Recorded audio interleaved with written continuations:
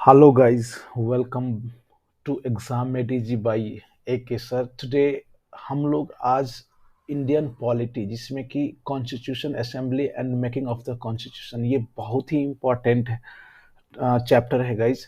यदि आप कोई भी एग्जाम की तैयारी कर रहे हैं, बी इट यूपीएससी से कंडक्टेड डेप्टी डायरेक्टर हो या ईपीएफओ का कोई भी एग्जाम हो या एपीएफसी का हो या फिर एसएससी एनडीए सीडीएस या कोई भी स्टेट पीसीएस का हो, तो आपके लिए ये लेक्चर बहुत ही ज़्यादा इम्पोर्टेंट होगा।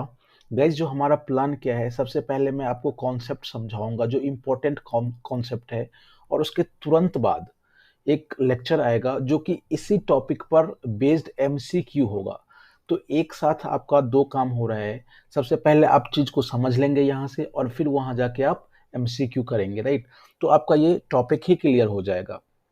तो यदि आप पहली बार देख रहे हैं तो आप जरूर उसको सब्सक्राइब कर लीजिए, लाइक कीजिएगा, शेयर और कमेंट कीजिएगा। So let's start guys. जैसे कि आपको पता होगा, जो कॉन्स्टिट्यूएंट असेंबली, राइट, ये कैसे बना, तो ये कैबिनेट मिशन 1946, ये अक्सर पूछा जाता है, राइट। तो इसके बेस पे बना है।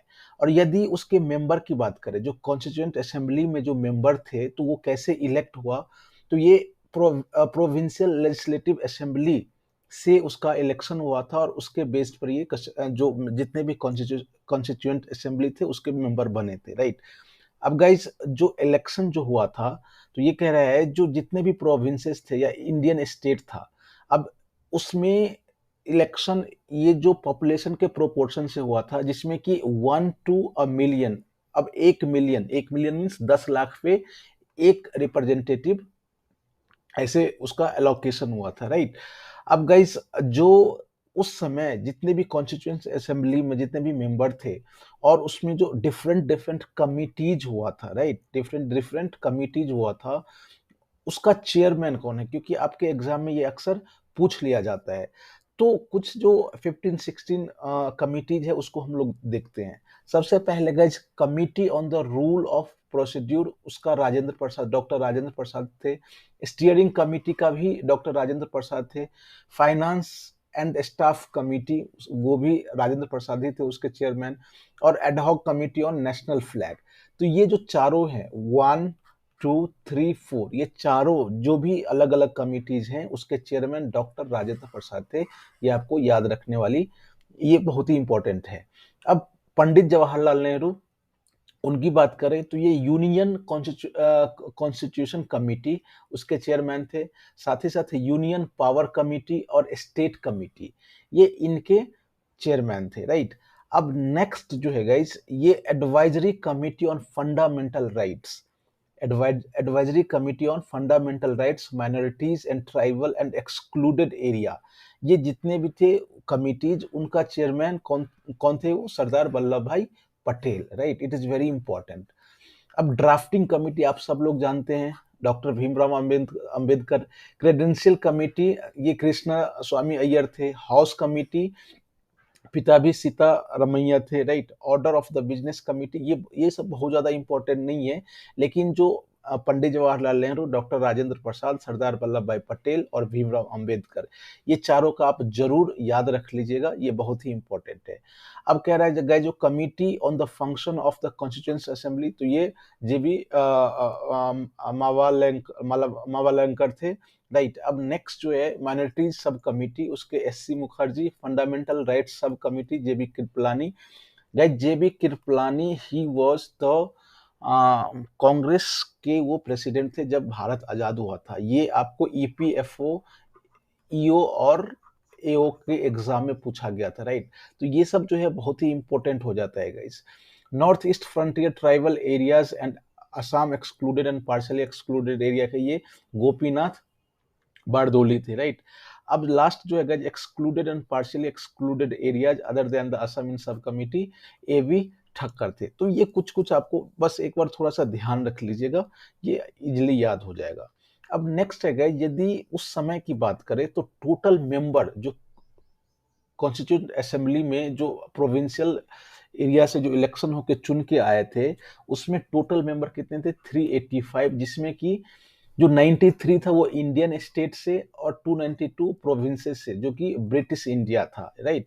इस दो भाग में बटा हुआ था, और 385 93 कहाँ से, इंडियन स्टेट से, और 292 कहाँ था, ब्रिटिश इंडिया से था। अब हम लोग कुछ अलग बात करें, यदि ये कह रहा है जो लेकिन उसके बाद क्या हुआ, ये 1947 में जब भारत अलग हो गया, भारत और पाकिस्तान अलग हो गया, तो अब उसके मेंबर 299 ही रह गए, राइट, जिसमें कि 284 284 ही प्रेजेंट हुआ था 26 नवंबर 1949 को, और उसी दिन finally approved constitution of India उसी दिन हो गया था, राइट। तो ये कह रहा है गाइज कि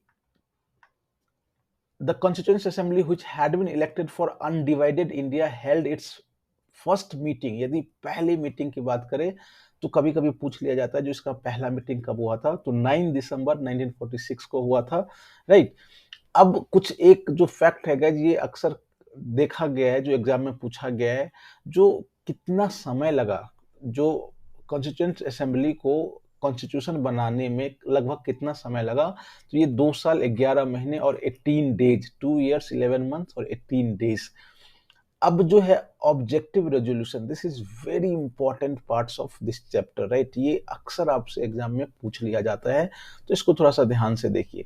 ये ऑब्जेक्टिव रेजोल्यूशन है, उसका जो ये first session of constituent assembly में हुआ ही पंडित जवाहरलाल नेहरू ने उसको पेश किया था, which was adopted after considerable deliberation and debate in assembly। 22 जनवरी 1947 को ही अडॉप्ट कर लिया गया था, पहला ही सेशन में, राइट। अब उसके जो कुछ ऑब्जेक्टिव्स है, क्या उद्देश्य है ऑब्जेक्टिव रेजोल्यूशन की, तो कह रहा है गाइज कुछ कुछ, ये ऑलमोस्ट आपका प्रियम्बल्स ही है, राइट। तो फोस्टर यूनिटी, इसके बाद जो कह रहा है जो ensure its economic and political security, एक रिटेन कॉन्स्टिट्यूशन चाहिए, साथ ही साथ to proclaim India as a sovereign democratic republic. ये सब चीज आप याद मत कीजिए, एक बार सुनिए और ध्यान में, if you just you keep in your mind, right, because when objective question comes you can easily solve it. अब कह रहे हैं गाइज कि उसका दूसरा जो रिजोल्यूशन था, to have federal form of government with the distribution of power between centre और स्टेट्स। इस ऑब्जेक्टिव रेजोल्यूशन में ये कहा गया था, आपसे पूछ सकता है कि ये सही है, ट्रू और फॉल्स है, तो आप जरूर आपको कहना होगा। जो ऑब्जेक्टिव रेजोल्यूशन था जो कि पंडित जवाहरलाल नेहरू द्वारा पेश किया गया था, उसमें यह भी था कि एक federal government system, federal system चाहिए जिसमें पावर जो है सेंटर और स्टेट के बीच डिवाइडेड हो। इसके बाद जो नेक्स्ट ऑब्जेक्टिव था कि to guarantee and secure justice, equality, freedom of thought, expression, belief, faith, worship, vocation, association and action to all the people of India, ये सब उसका ऑब्जेक्टिव था। इसके बाद कह रहा है कि to provide adequate safeguard for minorities, backward and tribal areas, depression and other backward people, तो वो उसी समय उसमें ये लिखा हुआ था। इसके बाद ये कह रहा है उसमें का जो नेक्स्ट ऑब्जेक्टिव था गाइज, कि to maintain the integrity of territory of republic and its sovereign rights on land, sea, air according to justice and law of the civilised nation. Next इसका ऑब्जेक्टिव था कि to attain rightful and honoured place in the world, makes it full and willing contribution to the promotion of world peace and welfare of the mankind. Actually Nehru खुद ही शांति प्रिय व्यक्ति थे, पंचशील उसी के द्वारा लाया गया था, राइट। तो सॉरी, इसमें हाँ या तो these are the different objectives किसका, जो ऑब्जेक्टिव रेजोल्यूशन का था। अब जो कुछ नेक्स्ट फैक्ट है गाइज कि the principle of constitution were outline by various committee of the assembly, और जो assembly appointed the drafting committee, जिसके चेयरमैन कौन थे, डॉक्टर भीमराव अंबेडकर, ये आपसे पूछा जा सकता है, राइट। और उन्होंने जो अपना ड्राफ्ट सबमिट किया, ड्राफ्ट कॉन्स्टिट्यूशन ऑफ इंडिया का ड्राफ्ट प्रेसिडेंट के सामने, कब, 21 फरवरी 1948 को। साथ ही साथ यदि ड्राफ्टिंग कमेटी के अलग मेंबर की बात करें तो आपसे पूछ लिया जाता है जो कौन कौन थे। चेयरमैन तो थे ही डॉक्टर भीमराव अंबेडकर, लेकिन उसके मेंबर एन गोपाल स्वामी अयंगर, इसके बाद अदाले कृष्ण स्वामी अय्यर, के एम मुंशी, ये सब अलग अलग उसके मेंबर थे। अब कह रहा है गाइस जो 26 नवंबर 1949 को फाइनल रीडिंग, जो कि थर्ड था फाइनल रीडिंग, और उसी दिन जो है उस पे प्रेसिडेंट का the president of assembly was appended to it and constitution was declared as pass. तो उसी दिन पास हो गया था, राइट। अब इसमें ये कह रहा है गाइस कि अब जो जब पास हुआ तो इसमें जो कॉन्स्टिट्यूशन ऑफ इंडिया में जो कुछ प्रोविजंस जैसे कि सिटीजनशिप, इलेक्शन, प्रोविंशियल पार्लियामेंट, ये सब उसी समय से with immediate effect it was they were implemented. कब? 26 नवंबर 1949 को ही। लेकिन और जितना भी जो प्रोविजन था वो 26 जनवरी 1950 से लागू हुआ। और यही डेट जो है गाइज, ये कॉन्स्टिट्यूशन एज इट्स कमेंसमेंट, मतलब कॉन्स्टिट्यूशन की शुरुआत हुई, गणतंत्र दिवस जिसको आप कहते हैं, राइट। तो इसी दिन को माना जाता है। तो आई होप थोड़ा बहुत आपको एक आइडिया आ गया होगा। गाइज आई रिक्वेस्ट कि इसके बाद जस्ट तुरंत बाद जो इसी पर बेस्ड एक ऑब्जेक्टिव और एमसीक्यू क्वेश्चन सीरीज आएगा, आप उसको जरूर देखिएगा। Thanks for watching. Again I request कि इफ पहली बार देख रहे हैं तो आप सब्सक्राइब कर लीजिए। Thank you.